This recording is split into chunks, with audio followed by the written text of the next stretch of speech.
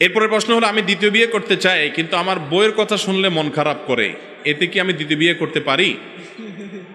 এই কলিজা নিয়ে দ্বিতীয় বিয়ে করার চিন্তা করতেছেন মিয়া? হ্যাঁ, বুকের ফাটা বহুত বল লাগে, মায়ের দৌড়, জেল, জুলুম, এগুলা সবগুলোর জন্য রেডি থাকতে হয়। শ্বশুরবাড়ির লোকজন, শালার সম্বন্ধীরা হাত পা ঝুলাইয়া কখন কি করবে না করবে এগুলোর জন্য পিঠে সালাম আল্লাহ বাইন্দা নিতে হয়, তারপরে নিয়ত করতে হয় আল্লাহ ভরসা যা হয় হবে করব। হ্যাঁ, আপনি বউর কথা মনে ওঠে, বুক দরপড় করে, আবার আপনি দ্বিতীয় বিয়ে করার চিন্তা করতেছেন, এই কুল জানি দ্বিতীয় বিয়ে? ভাই, শরীয়ত দ্বিতীয় বিয়েকে জায়েজ রেখেছে।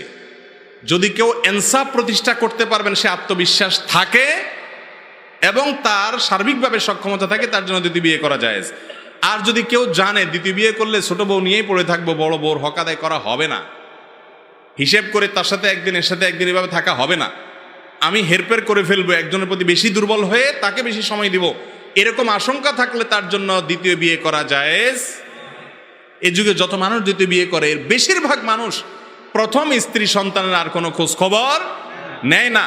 এই দ্বিতীয় বিয়ে ইসলামী শরীয়ত দৃষ্টিকোণ থেকে গুনাহের কথা, জায়েজ নাই।